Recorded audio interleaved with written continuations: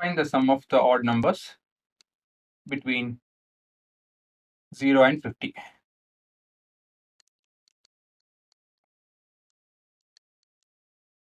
ಮಾಡಿ.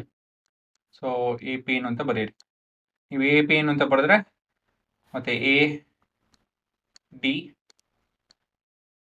N N actually ನೀವು ಯೋಚನೆ ಮಾಡಿ, ಹೇಳಕ್ ಹೋಗಲ್ಲ. A N. ಹಾಂ,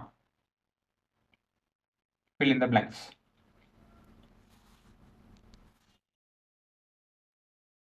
ಸೊ ಆಡ್ ನಂಬರ್ ಅಂತ ಹೇಳಿದ್ರೆ 1 3 5 ಈ ಥರ ಹೋಗ್ಕೊಂಡು ಹೋಗುತ್ತೆ.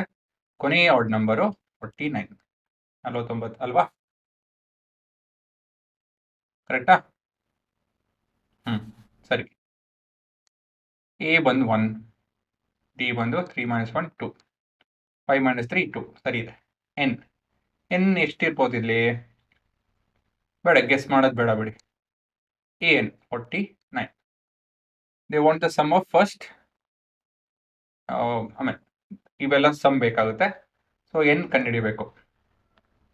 ನೀವು ಸ್ವಲ್ಪ ಯಾರನ್ನ ಇರೋರು 25 ಅಂತ ಹೇಳ್ಬೋದು, ಬಟ್ ಚಾನ್ಸ್ ತಗೊಳೋದು ಬೇಡ, ಆಯ್ತಾ? So calculating n. ಸೊ ಏನು ಬರುತ್ತಿಲ್ಲಿ? A n is equal to a plus n minus 1 into d. So 49 is equal to 1 plus n minus 1 into common difference 2. 48 ಆಗುತ್ತೆ. 48 by 2 ಎಷ್ಟು ಬರುತ್ತೆ?